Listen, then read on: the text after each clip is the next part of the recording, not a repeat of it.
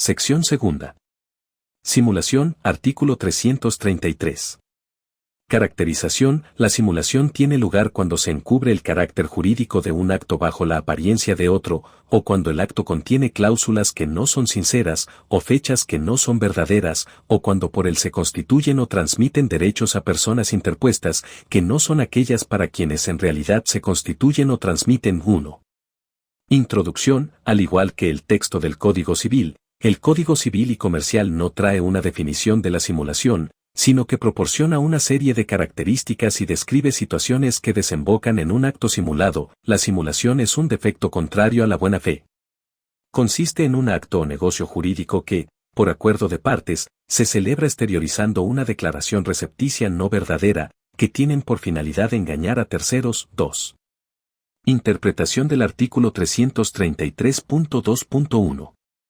Requisitos del acto simulado. Según se desprende de la definición transcripta, la simulación, a, es un acto jurídico. Tiene todos los elementos del acto jurídico que prevé el artículo 259 del Código Civil. Su fin inmediato es provocar un engaño. En efecto, el acto simulado se caracteriza por constituir una disconformidad entre la voluntad interna y la declarada. Esto es, existe una declaración de voluntad ostensible, fingida, que no tiene correlato en la realidad y que encubre una voluntad distinta de la expresada. Puede ocurrir que el acto consista en una pura apariencia o que esconda otro distinto del manifestado. En el primer caso, el engaño consiste en un simular y, en el segundo, importa disimular, ocultar lo que es. B. Requiere la existencia de un acuerdo simulatorio entre todos los intervinientes en el negocio.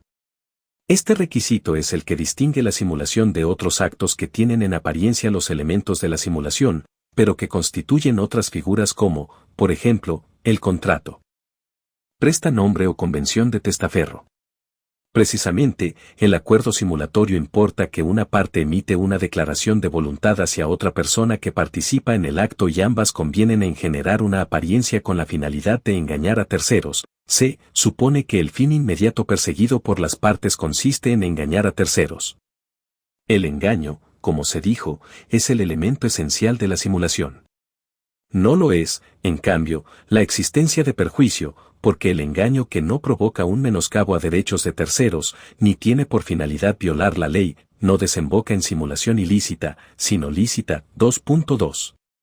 Objeto de la simulación. Cualquier acto o negocio puede ser simulado, salvo algunos casos en los que no es admisible.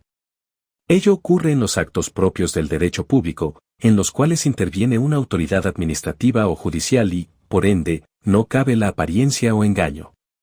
Así, cuando se trata de un proceso ficticio armado para perjudicar a terceros, el juez no es parte en la simulación. Si se tratara de un juicio falso pergeñado por dos o más personas, o bien un caso de corrupción, el acto no sería simulado, sino que podrá dar lugar, en su caso, a la configuración de cosa juzgada irrita y generará responsabilidad civil y penal si se reúnen, por supuesto, sus elementos de procedencia. Tampoco podrían ser simulados los actos no recepticios, como el testamento, la confirmación de un acto nulo. En cambio, se admite la posibilidad de simulación en los actos unilaterales recepticios en donde se requiere la cooperación de la persona a quien va dirigida la declaración de voluntad. El clásico ejemplo es la renuncia gratuita a una obligación. 2.3. Clasificación de la simulación. El código proporciona una declaración descriptiva de la simulación. Esta, sin embargo, coincide con una de sus especies, esto es, la simulación relativa. La simulación se divide en simulación absoluta y relativa. 2.3.1 Simulación absoluta. En la simulación absoluta las partes no tienen ninguna intención de celebrar un acto jurídico sino solamente de generar una apariencia, una ilusión. 2.3.2 Simulación relativa.